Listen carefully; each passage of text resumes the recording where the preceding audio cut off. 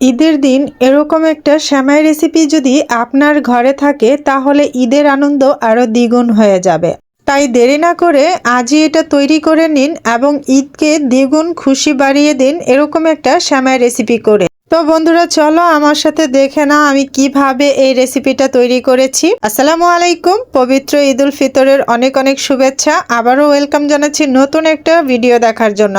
প্রত্যেকটা মুসলিমের ঘরে ঈদের দিন সর্বপ্রথম যে জিনিসটা রান্না করা হয় সেটা হলো সেমাই অথবা মিষ্টি জাতীয় জিনিস। তো আমার ঘরেও ঠিক সেরকমেরই আজকে সেমাই দিয়ে শুরু করলাম আর সেই সেমাই রেসিপিটা আপনাদের সাথে শেয়ার করলাম। তো চলুন বন্ধুরা, দেখি আমি কি সেমাই রেডি করলাম। আপনারা একটু দেখে নিন আমার সাথে, একটু ধৈর্য ধরে। হতে পারে আপনার সেমাই রান্নার একটু নতুন আইডিয়া পেয়ে গেলেন আমার কাছ থেকে। তো বন্ধুরা, একটু ধৈর্য সহকারে অবশ্যই ভিডিওটা দেখবেন। তো প্রথমে আমি 1 প্যাকেট লাচ্ছা সেমাই, বনফুলের লাচ্ছা সেমাই এখানে সামান্য তেল দিয়ে কিন্তু ভাজা করে নিয়েছি। প্রায় 2 মিনিটের মতো ভাজা করার পরে এখানে আমি পরিমাণ মতো মানে আমার আন্দাজ অনুযায়ী চিনি দিয়েছি, কারণ চিনিটা কিন্তু সবাই একই রকম খায় না, যার যার ইচ্ছা অনুযায়ী চিনিটা খাবেন। তো এবার কিন্তু আমি দিয়ে দিচ্ছি গুঁড়ো দুধ। চিনি দিয়ে ভাজার পর আমি এখানে গুঁড়ো দুধটা দিয়ে আমি ভাজা করে নিয়েছি।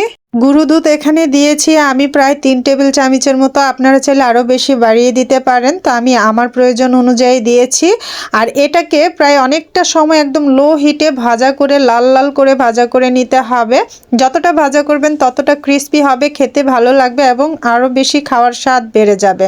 তা আমার কিন্তু ভাজা হয়ে গেছে, আমি নামিয়ে রেখে এখন মাঝখানে গ্রেভিটা তৈরি করব। তো এই যে আমি দুধ দিয়ে দিয়েছি এখানে হাফ লিটার দুধ দিয়ে এখানে দু টুকরো এলাচ, 2 টুকরো দারচিনি আমি দিয়ে দিয়েছি। এর চেয়ে বেশি আমি মশলা ব্যবহার করব না, কারণ আমার কাছে খুব বেশি মশলা একদম ভালো লাগে না। আমি মশলাবিহীন সেমাই খেতে আরও বেশি ভালোবাসি। তো তারপরে একটু ঘ্রাণের জন্য দিয়েছি আর চিনি দিয়েছি অতি সামান্য, মানে এখানে 1 টেবিল চামচের মতো আছে।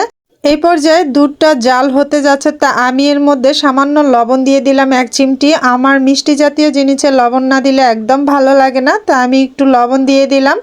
লবণ দিয়ে এটাকে ভালো করে জাল করে এটাকে একদম ঘন করে নেব।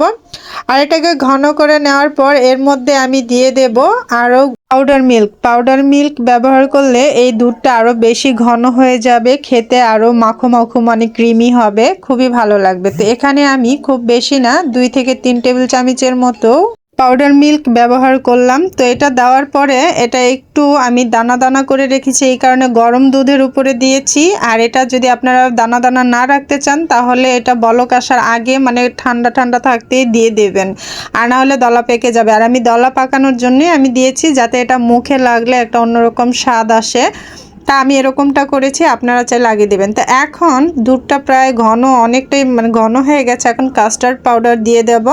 এখানে কাস্টার্ড পাউডার আমি এখানে দিয়ে দেব উঁচা উঁচা করে 2 চা চামচ। উঁচা উঁচা বলতে এখানে প্রায় 1 টেবিল চামচ, 2 টেবিল চামচ উঁচা উঁচা করে এখানে দিয়ে দিলাম। তো এটাকে সামান্য একটু পানি দিয়ে গুলিয়ে দিচ্ছি, কারণ গরম দুধ এর মধ্যে দিলে এটা একদম হয়ে যাবে, চাকা চাকা হয়ে যাবে, দলা পেকে যাবে। আমি ভ্যানিলা ফ্লেভারের কাস্টার্ড পাউডার ব্যবহার করেছি। তো আমি এতখানি ব্যবহার করেছি, আপনারা চাইলে কম বেশি করে নিতে পারেন। আর দুধটা কিন্তু বেশ গাঢ় হয়ে গেছে। এখন আমি এটা দেওয়ার পরে খুব বেশিক্ষণ রাখবো না, 2 মিনিটের মতো জাল করে নামিয়ে নেব। এটা দেওয়ার সাথে সাথেই কিন্তু একদম গাঢ় হয়ে যাবে, দেখতে পাচ্ছেন এটা একদম গাঢ় হয়ে গেছে। তো এভাবে করে আমি মিক্স করে এটাকে একদম লো হিটে 2 মিনিটের মতো জাল করব, যাতে কাস্টার্ড পাউডারের একটা যে কাঁচা গন্ধ বা কাঁচা ভাব আছে সেটা চলে যায়। সুন্দর করে আমি জাল করে আমি কিন্তু এটাকে নামিয়ে নেব। দেখুন কতটা সুন্দর, কি সুন্দর হলুদ কালার হয়ে গেছে, দেখতে অনেক সুন্দর লাগছে। আর এই যে দুধের যে দানা দানাগুলো আছে এটা কিন্তু মুখে পড়লে খেতে খুবই ভালো লাগবে। আমার এটা অলরেডি রান্না করা হয়ে গেছে। তো এখন আমি এটাকে সেট করে নেব। তো একটা পাত্রে আমি এই যে নিচে যে ভাজা সেমাইগুলো এগুলাকে দিয়ে বিছিয়ে নিচ্ছি, মানে অর্ধেকটা নিচে দেব, অর্ধেকটা উপরে দেব। আমি 2টা লেয়ারই করব, বেশি লেয়ার করব না। আপনারা চাইলে এখানে 3টা লেয়ারও করতে পারেন, বাট আমি 2টা করব, 2টাতেই আমার ভালো লাগবে। তো আমি নিচে অর্ধেকগুলো দিয়ে সুন্দর করে হাত দিয়ে আস্তে আস্তে সেট করে দিচ্ছি। আর এখন এই যে গ্রেভিটা আমি এখানে দিয়ে দিচ্ছি, কত সুন্দর হয়েছে দেখতে পাচ্ছেন, মানে আর এটার ফ্লেভার দারুণ। এটা কিন্তু ভ্যানিলা ফ্লেভারের কাস্টার্ড পাউডার। তো আপনারা কিন্তু চাইলে অনেক ধরনের ফ্লেভারেরই পাওয়া যায়, যেমন স্ট্রবেরি ফ্লেভারের পাওয়া যায়, ব্যানানা ফ্লেভারের পাওয়া যায়, তো আরও অন্যান্য পাওয়া যায়। তো আমি এখানে ভ্যানিলা ফ্লেভারটাই নিয়েছি, এটা অনেক ভালো লাগে। তো এখন দিয়ে দিচ্ছি, আর মশলাগুলো কিন্তু আমি উঠিয়ে দেব, কারণ এগুলো আবার দাঁতে পড়লে খাওয়াটাই একদম বরবাদ হয়ে যাবে, আর কার হবে জানি না, আমার হয়ে যায়। তো এখন আমি এর উপরে বাদবাকি যে সেমাইগুলো আছে আমি দিয়ে দেব।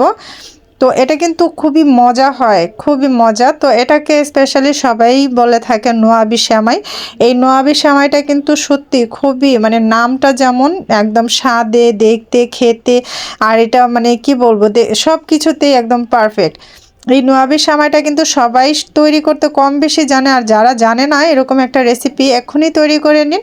আপনাদের ঈদের টেবিলে এই মিষ্টি মুখের ক্ষেত্রে এই রেসিপিটা একদম বেস্ট একটা রেসিপি।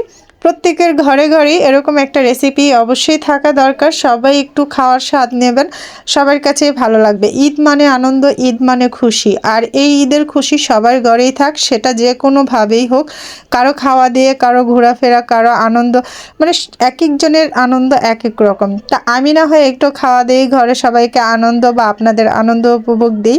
তা আপনারা অবশ্যই এই রেসিপিটা দেখে যদি ভালো লাগে অবশ্যই একটা কমেন্ট করে জানিয়ে যাবেন। আপনাদের একটা সুন্দর কমেন্ট আমার জন্য ঈদ উপহার হয়ে যাবে। তো অবশ্যই একটা সুন্দর কমেন্ট করবেন, ঈদ উপহার দিতে কিপটুমি করবেন না। তো কেমন হয়েছে আমার এই সাজানোটা? তো সাজানো এখনও ইনকমপ্লিট রয়েছে, আমি এখনও কিন্তু এই যে সাজাচ্ছি। তো আমি এখানে একটা চেরি ছোট ছোট করে কেটে দিয়ে দিচ্ছি, চেরি ফলটা দিয়ে দিচ্ছি, মানে এতে করে দেখতে আরও সুন্দর লাগছে। আমার কাছে একটা ফল ছিল চেরি ফল, তো সেটাই দিয়ে সাজিয়ে দিলাম। অসাধারণ লাগছে, মানে দেখতে যে এত সুন্দর, আর সাইডটা থেকে দেখতে দেখুন কতটা সুন্দর লাগছে। এটা মানে খেতেও মজা, আর বিশেষ করে এই ভাজা সেমাইটা এতটা মজা, এটা খেতে কুড়মুড়ে একটা ভাব, ক্রিস্পি কুড়মুড়ে, মানে অসাধারণ।